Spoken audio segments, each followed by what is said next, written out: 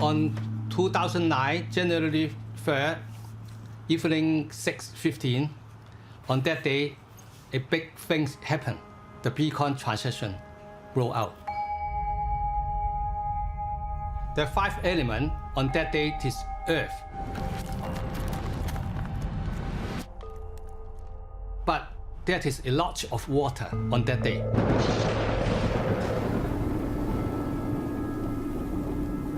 What is the relationship with Earth and water?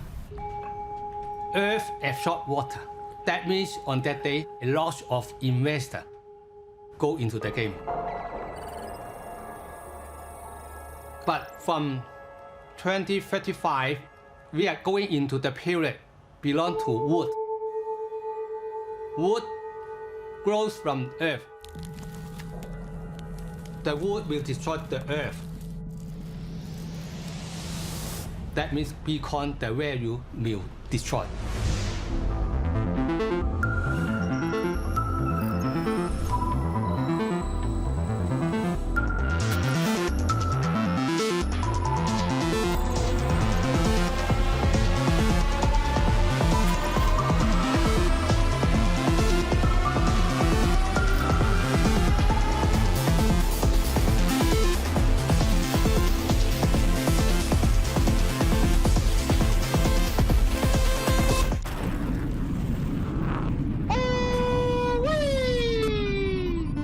Bitcoin hits 15,000. Bitcoin is at $20,000 each now. This is insane. The Bitcoin, the hottest currency in the world. In 12 months, investors have driven value up 1,500%. 2017, o ano em que o preço de uma Bitcoin atingiu um novo recorde. Cada uma valia quase $20 mil americanos. Menos de 10 anos depois de a criptodivisa ter sido lançada. Right now, today as we're filming this, May 22nd, is the anniversary of the first time anybody anywhere in the world used Bitcoin as money. And somebody paid 10,000 Bitcoins for some pizza, right? And so at the time, 10,000 Bitcoins was worth about 20 bucks or whatever was paid for the pizza. Today, 10,000 Bitcoins is worth somewhere in the ballpark of $100 million US.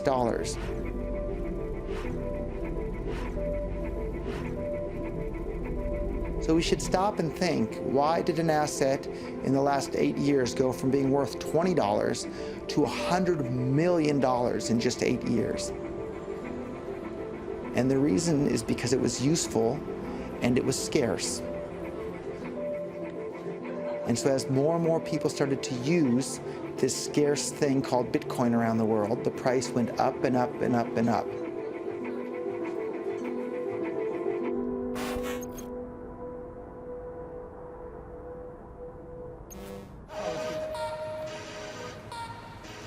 Os primeiros a adotá-la compraram uma Bitcoin por quase nada e viram crescer o preço da criptodivisa, bem como as suas fortunas pessoais. 如果我冇買 Bitcoin 嘅話，而家可能仲係喺間公司打緊工，都係過緊啲好平凡嘅生活。可能同可能大部分嘅香港人一樣，都係每日都係起身返工、放工、返工、放工。時我買第一個比特幣嗰時就係23歲嘅，嗰時我仲係一個學生啦。嗰時都係啊，都係上網見到有人討論咁，我就係入去睇下喎，覺得幾得意咁，我就買咗我人生第一個比特幣啦。因為呢個部車就係我細個嗰時嘅夢想啦，咁我就而家有能力啦，我就可以去完成咗我呢個夢想去。呢部車影第二，呢部話第一嘅。比特幣好有革命性嘅產品啦。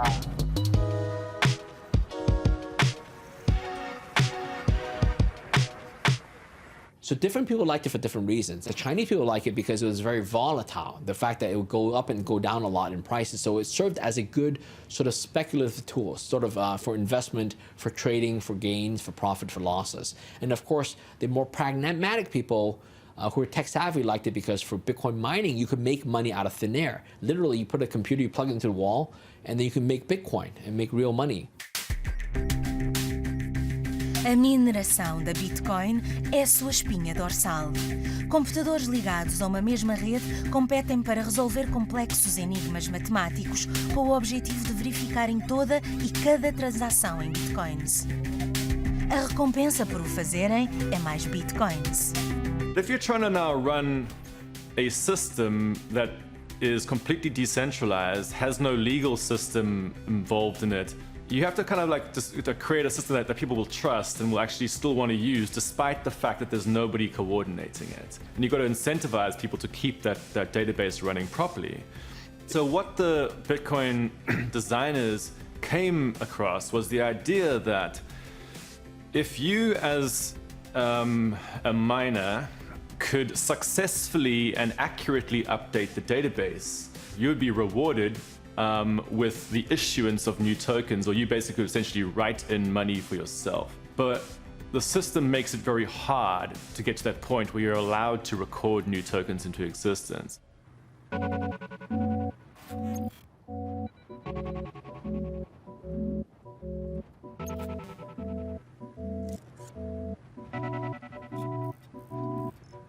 In 2013, my wife and me, we are living in Venezuela and we are working in import and exporting from Hong Kong to Venezuela. Venezuela fall down in economical crisis and we lost the job. One of my friends told me he is mining. Then I said to him, okay, if you are mining, let's show me what you are doing. And he invited me his home. He showed me in this moment one miner called Esta. And he said to me, in this moment we are getting like $10 per day. Then I look in my wife in the age and say, this is the business. They only plug this to the electricity, get some internet, and he get $10 per day. We're gonna get rich. O ordenado mínimo na Venezuela pouco ultrapassa os $6 mensais. E em média uma família mal tem dinheiro para comprar comida. Mas a eletricidade é barata. E Vacano viu uma oportunidade na energia necessária à mineração intensiva de Bitcoins.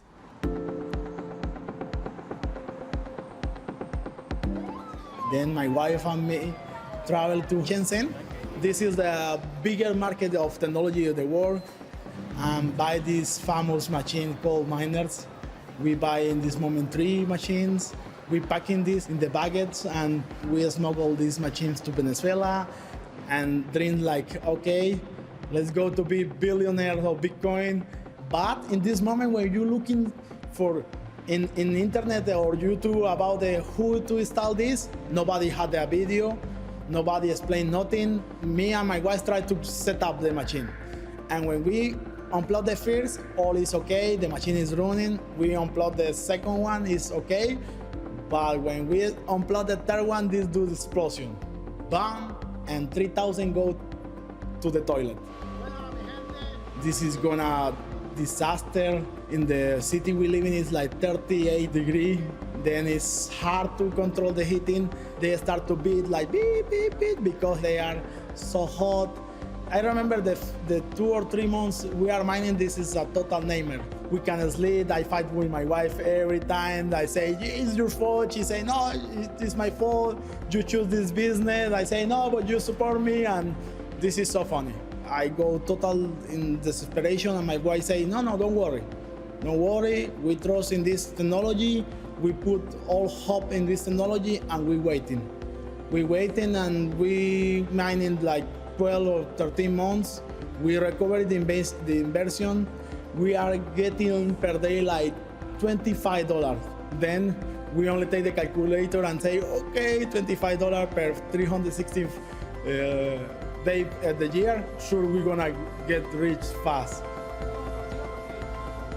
Thanks to God and thanks to blockchain, thanks to Bitcoin, we are in good time now. We plan to have baby soon.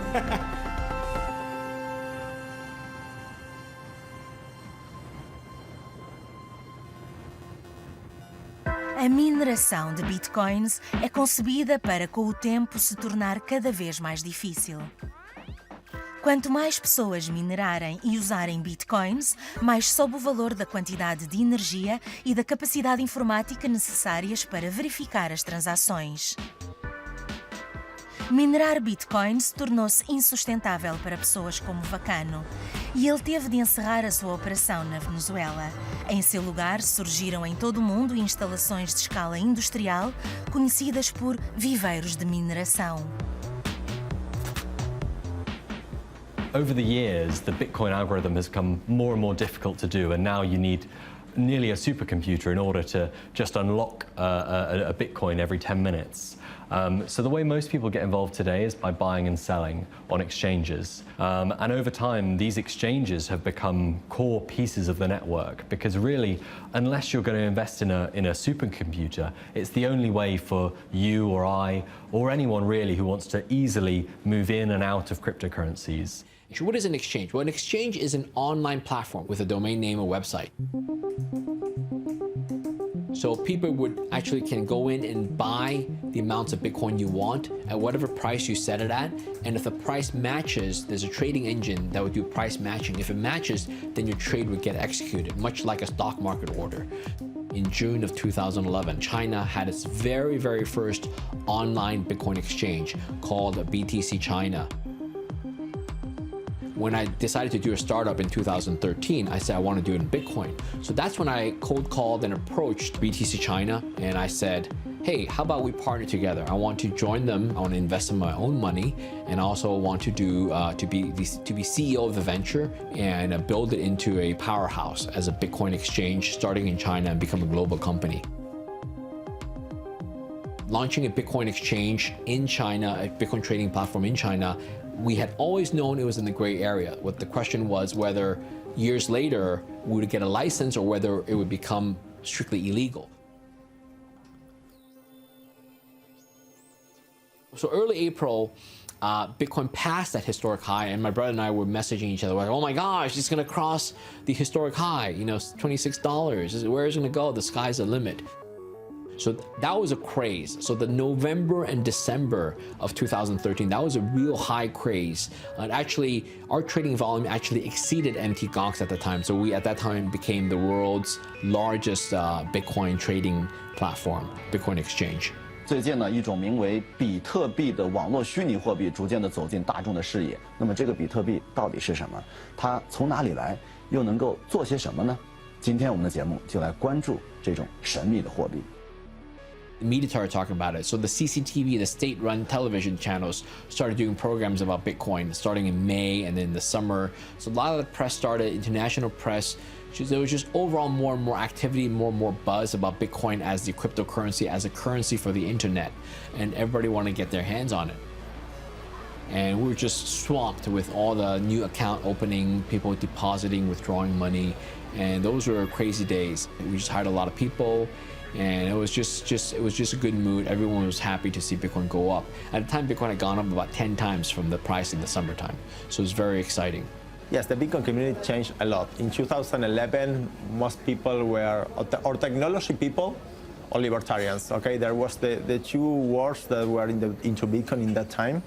Then in 2013, 2014, there many financial people starting to get into the technology and see, okay, this is interesting from a financial point of view.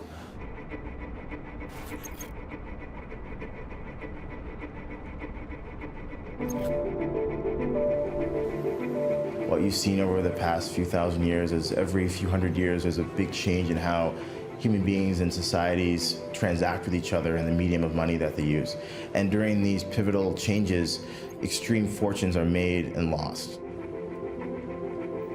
Actually, my first day as a graduate was the Monday morning after Lehman Brothers had filed for bankruptcy. It was, I guess, kind of a shock coming from, as an intern in New York in 2006 and in Hong Kong in 2007, the height of the bull market, best years ever in terms of compensation for financial services professionals. And then, a year later, you join into the biggest financial crisis since probably the Great Depression. We all got into this game because we wanted to make a lot of money in a relatively short period of time. And so as those expectations changed, I think everyone in the industry was evaluating themselves and their careers and thinking, well, what can I actually do now with a very narrow skill set? I had heard about Bitcoin from reading an article on Zero Hedge in April when it had spiked up to $250. I went back and found the Satoshi Nakamoto white paper. I read that, was instantly interested in what Bitcoin was and could be, and started researching everything about it. 身价上涨了上百万倍。 Luckily, around October of 2013, the markets in China started going crazy. The premium to buy Bitcoin from a Chinese platform in Chinese yuan was between 20 to 40%. I took all of my dollars, I bought Bitcoin, I sent my Bitcoin to a few platforms in China, I sold it at a 20 to 40% profit over what it was worth outside of China for Chinese yuan, and then I took a bus to Shenzhen and I carried the legal limit of Chinese yuan out of the country every day for a few days. You can't actually take that much money out of China. It's just 20,000 yuan a day. Sometimes I would go with some friends. We go for lunch and then come back with the cash. I guess I decided that I wanted to do a real business in this industry. And so trading is great, but making a living trading your own money is extremely difficult. So I thought, well, what can I actually do to build a business where I don't need to make money calling the market correctly or putting on the correct trade? I decided that I wanted to start my own platform for the crypto coin industry, and that's where BitMEX came from. So our goal as a company is to become the largest exchange in the world. Quando investidores financeiros entraram na criptocomunidade, trouxeram consigo ferramentas financeiras tradicionais, valorizando assim a infraestrutura do reino da criptomoeda. Like, original Bitcoin community didn't have like price graphs and, like technical trading analysis. All of that was lifted straight from the normal financial sector. That's what they use in normal finance. And then suddenly all that language just like infiltrated into the crypto community by like 2015. Suddenly everyone was like, putting Fibonacci charts and stuff, or like candlestick patterns. And this is what these traders do. O frenesim de 2013 acabou por tornar-se uma bolha e o preço de uma Bitcoin estabilizou. Mas a capitalização do mercado, que é o valor de uma Bitcoin multiplicado pelo número de Bitcoins em circulação, tinha excedido o valor de $1.000 milhões. Um forte sinal de que a Bitcoin estava à beira de explodir para o mercado dominante. From the get-go, we understood that it's not about the price of a single Bitcoin, but rather the whole circulation value. But we knew it had a potential to be in the billions. And after thinking about it more, comparing it to gold, years later, I came to the conclusion that it's not going to be in the billions, but it's going to be in the trillions, meaning all the value of Bitcoin will be in the trillions. A Bitcoin baseia-se num código de fonte aberta, o que significa que qualquer um pode fazer o seu download, modificá-lo e lançar a sua própria criptodivisa. Feathercoin is the next generation digital global currency designed for the internet. Dogecoin is a revolutionary digital currency. Litecoin is a peer-to-peer cryptocurrency that was created back in 2011 as a fork to the Bitcoin core client. Surgiram assim várias criptodivisas, conhecidas por moedas alternativas ou altcoins. Mas a mãe de todas permanece a Bitcoin.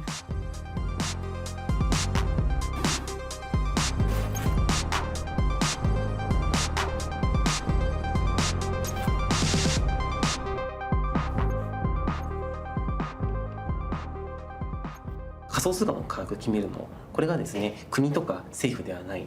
もう仮想通貨を買いたい人売りたい人、この需要がですね、仮想通貨のプライスを変える。クリプトカレンシーというのは国のものじゃない通貨、もうみんなのものなんだと。それが仮想通貨の大きいことなんじゃないかと思っています。一番初めにですね、ビットコインが2009年にビットコインができました。で、初めは全く価格が動いてなかったんですね。ビットコインの価格が。で、2011年ぐらいからですね、ビットコインの価格が上がり始めまして、で、一番ですね、上がったのはやっぱり昨年、2017年に価格が一気に上がりました。We got 15 grand Bitcoin. Man, we are going to the moon. Yes, it is an explosion. A Bitcoin chain reaction just made billionaires overnight. People are celebrating, jaws are dropping. In December 2017, it was a really interesting time because leading up to Christmas, there was so much excitement around Bitcoin especially, but crypto more widely as well. I know family and friends who over the Christmas table were investing in cryptocurrencies because they heard something was going on and it just drove the price higher and higher. Quando o preço da Bitcoin se multiplicou em 2017, também aumentou a atenção da comunicação social e a procura de mais Bitcoins. E houve uma quantia elevada de dinheiro que fez entrar o reino da criptomoeda numa nova era. Dava início a uma nova corrida ao ouro. A San Francisco merchant, Brannon was a skilled craftsman of hype.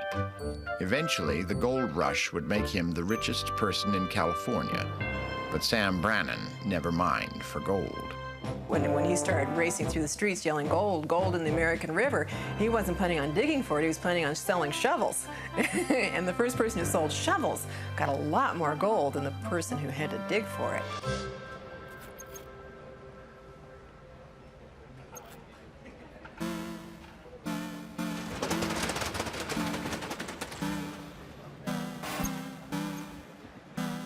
These are mining casings for Urek.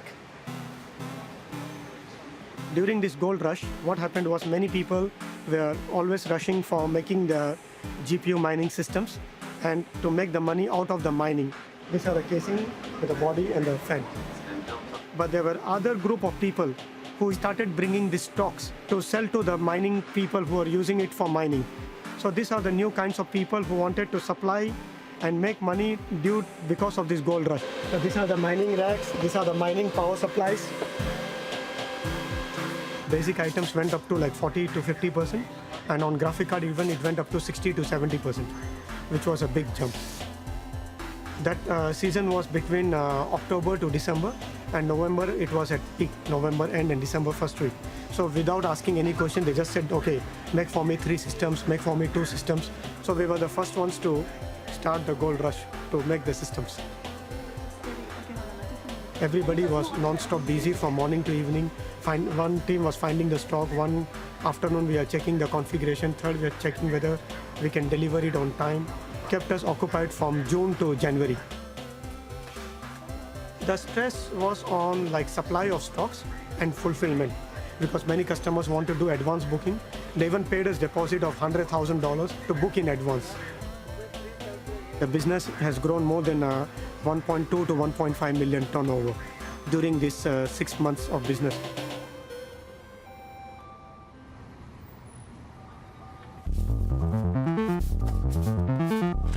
O número de criptoconvertidos explodiu, desde mineiros na Ásia a artistas europeus cheios de inspiração.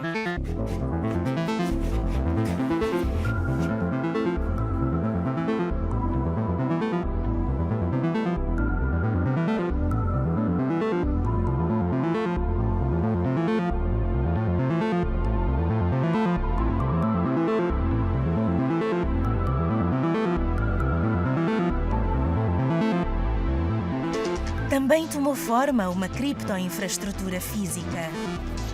Pioneiros investiram os seus primeiros lucros de modo a criarem um espaço mais amigo do utilizador.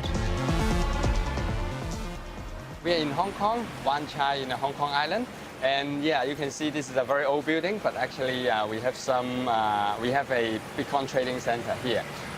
So this is the main entrance of the trading center. Right here on the wall, we have the white paper, and this is the fundamental for the blockchain and also Bitcoin. We just put it on the wall because we just want people to know that they are already inside a crypto world. Yeah. And then we have 3 24 hours ATM, crypto ATM.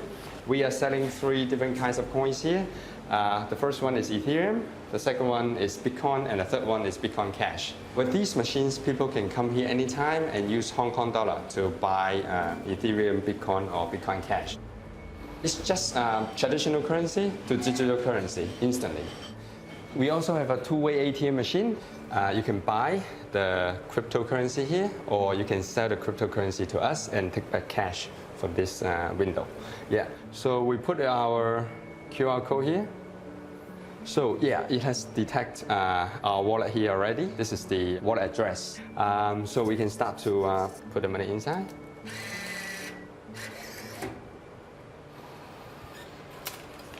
All right, and here's the receipts that you have already bought 500 Hong Kong dollar worth of Bitcoin.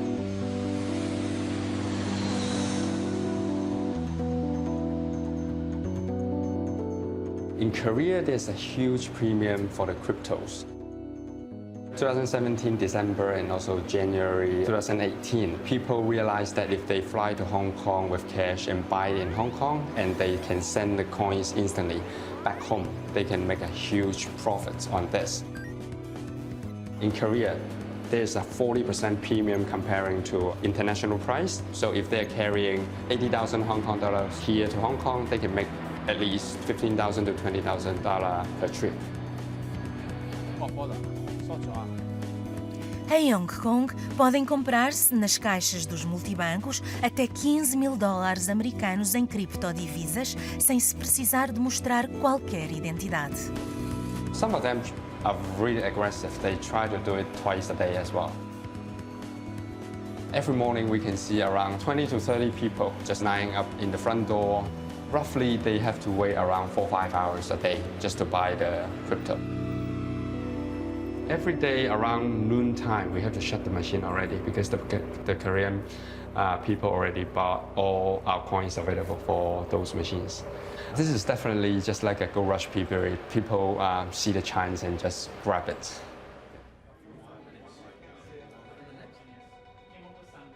Emergiu assim um ecossistema de criptodivisas.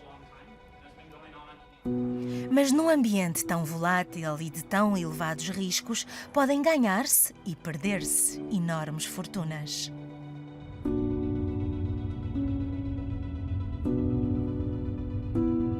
So for regulatory reasons, many countries still don't acknowledge or they outright ban it or dismiss it. There's the risk of prosecution. Like the reason Satoshi Nakamoto stayed anonymous was they were really scared that whether the CIA or whether the NSA, the governments would try to put pressure on them or really pull them to jail to set an example, right? So that's why they remain anonymous. For the executives in this industry, it's a big problem. The security, one exchange just got hacked recently. I think it was a few days ago in Korea. We had a few exchanges hacked in Japan earlier this year. It's a tough industry. I'm out now. I sold my company. We got out of the exchange business so I could sleep well tonight. But for many of the owner, manager, CEO running an exchange, it's something that keeps you up at night.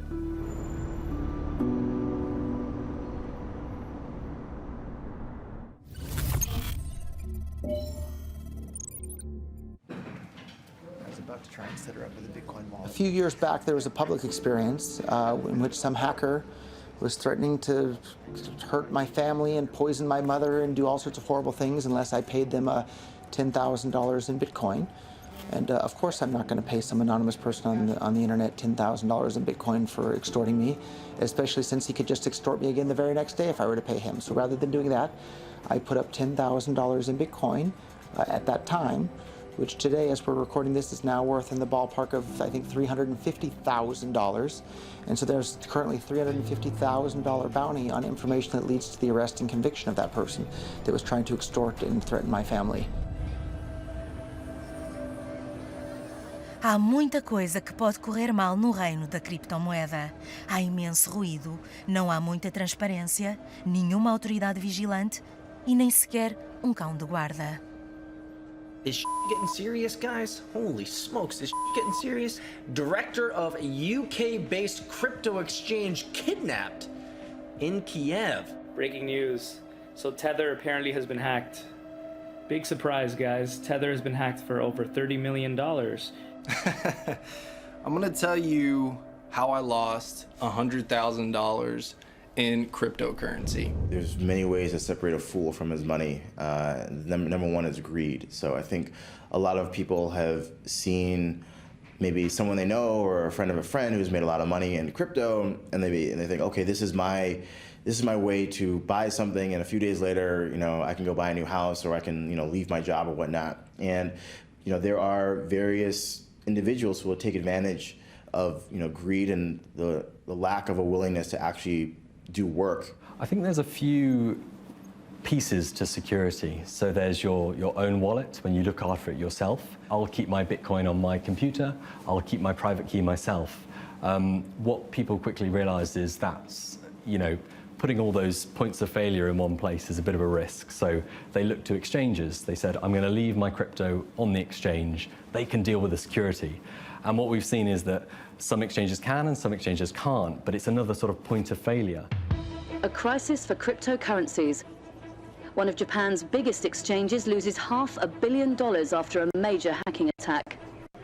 $500 million stolen from Tokyo-based crypto exchange CoinCheck. The biggest ever hacking heist of digital money. More than $500 million worth of cryptocurrency called NEM gone in a flash, stolen from the Japanese exchange CoinCheck.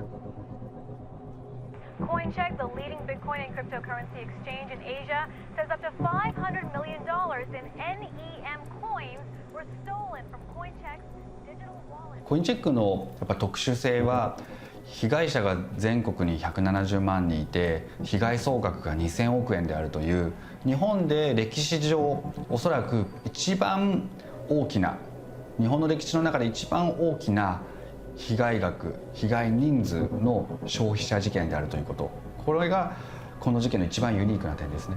なんでビットコイン取引はコインチェックがいいんだ？兄さん。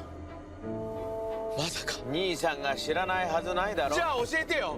なんでビットコインはコインチェックがいいんだよ、兄さん。多分コインチェックが2017年の12月頃から、日本の結構有名なお笑いのタレントを使って、コメディのような面白いコマーシャルを使ってビットコインはコインチェックがいいんだよ。で実際にコインチェックはこの2ヶ月間の間に、顧客の数を膨大に増やしたっていう時期にあたりますね。顧客から見てると多分多くのコインチェックの被害者たちはドルとビットコインの違いもよくわからないで投資してた人たちじゃないかなと思います。ほとんどそのパートタイムジョブみたいなあまり収入の多くない人が親に頼み込んで、またはどっかから借金してきて、でその借りてきたお金とかを原資にして、投資して、で、借金は返さなきゃいけないけども価値は失われている。でどうしたらいいんだろう。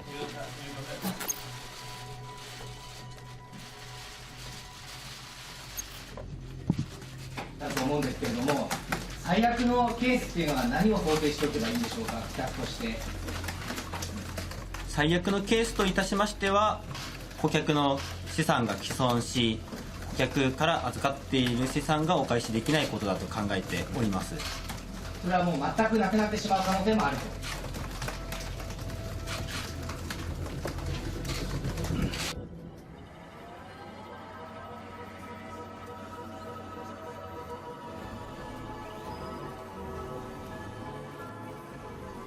その犠牲者に対して必ずしも同情的な人ばかりではなかったので、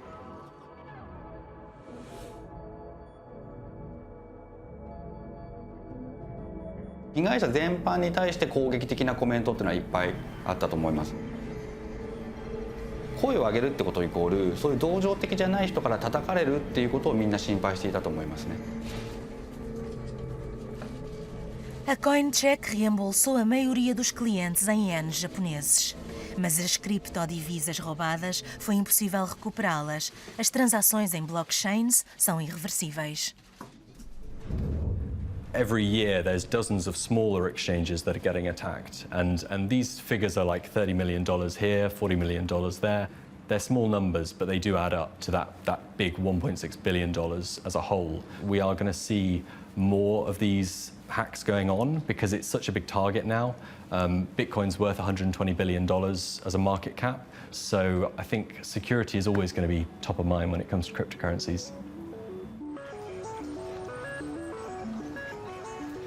Enquanto na maior parte do mundo as criptodivisas operam numa área cinzenta, o Japão criou em 2017 uma estrutura legal capaz de impor padrões industriais para a proteção dos investidores.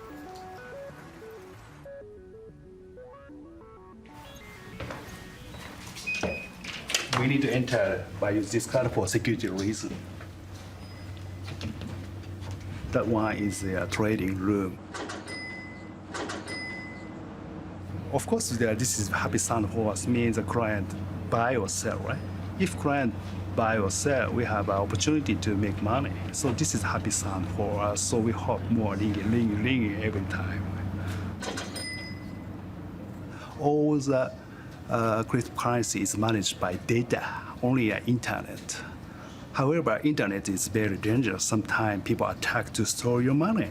That's why we make this room, so that no internet attack is happen. This is a completely offline, so cannot steal the money from the online environment. Oh, sorry, this room, so this room also I can enter. Only the system person can enter here. 変えたのかな、セキュリティ。最近なんか変えたかもしれないですよね。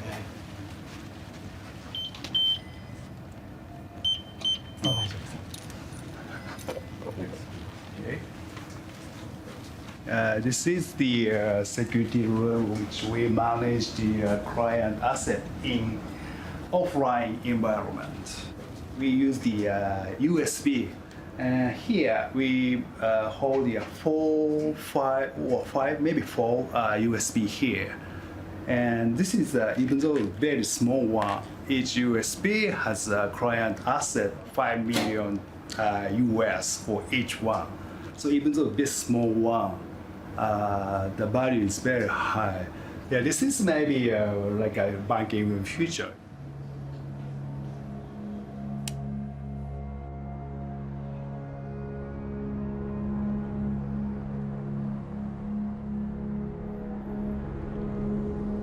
What's so exciting about cryptocurrencies for me is by their technological design, they are above the law. No amount of violence can solve a math problem, and cryptocurrencies are based on the laws of mathematics. So even if politicians get together and pass all sorts of laws about this, the only way to stop them would be to turn off the entire internet in the entire world and keep it turned off. And I think at this point, even the politicians they're not even gonna try to do that. Cada entra no reino da criptomoeda por sua conta e risco. Está-se entre anarquistas, programadores de software, piratas informáticos, cibercriminosos, empreendedores, sonhadores, todos de olhos postos no futuro.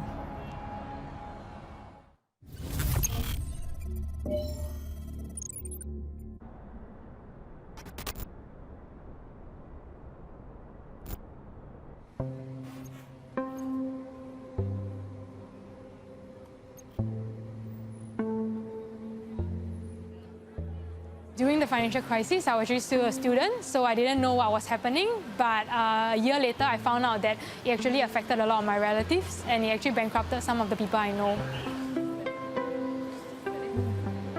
My generation, the millennials, a lot of people say that we have missed the boat because we are too late for land, and we are too late to they even say we are too late to start businesses because technology is really so advanced. So if our parents could get rich or financial security or financial independence through land, then what's in it for us?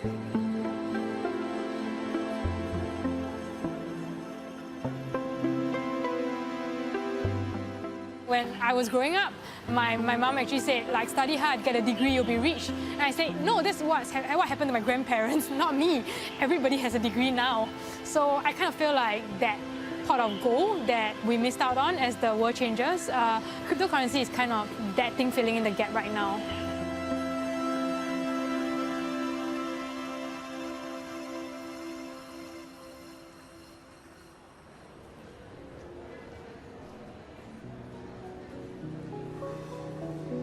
I've been an entrepreneur for about 7 years now.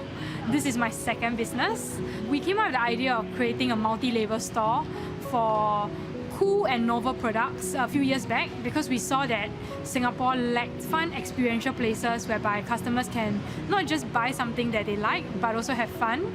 Hence, there's foosball tables, there's arcade machines, and there's many other experiential elements in my store. This year we are focusing a lot more on cryptocurrencies, so we are actually converting our stores to sell more crypto-driven products. I mean, we are retailers, so we understand what consumers want and like. And we realize that cryptocurrency is not just a financial product, but it's becoming a subculture, a popular culture product. So we actually have a lot of Bitcoin and cryptocurrency merchandise for people interested in understanding what cryptocurrency is about. So for example, this book is actually for those guys who don't really know what cryptocurrency is and they want to start learning about it. We have socks for the people who are a bit more fashionable and probably they invest in the coin and they want to identify themselves with it. Here I added some crypto facts for customers who don't know anything about cryptocurrency yet and they want to know what these terms mean. So here they are. The first one will be FUD. FUD stands for fear, uncertainty and doubt. So in a crypto market, if someone says stop spreading FUD, it means stop saying untrue things about my coin that will cause the coin to depreciate or crash. Next one will be OCD, obsessive cryptocurrency disorder, pretty much me. And the last one, my favorite, is actually wrecked. Okay, R-E-K-T, wrecked actually stands for wrecked, as in I'm completely wrecked by how bad my coins are right now. So actually this is our marketplace. We sell about 60,000 products here. January this year, we made it crypto only. So we stopped accepting cash. There are 7 coins accepted on this store. The first one will be Mega X, our very own coin. So when we created Mega X, we wanted to create something whereby small business owners can transact at no cost at all. Simply because this is kind of what they need to grow their business. Our vendors are selling things like iced lemon tea. It's $3 a cup. If you went through PayPal, you're taking off 50 cents per transaction. But if you use Mega X, it's completely free. So that's kind of the mission of what Mega X wants to do. We did an ICO to raise the funds to execute on that. OIM são as iniciais de oferta inicial de moeda, uma forma revolucionária de crowdfunding no criptomundo.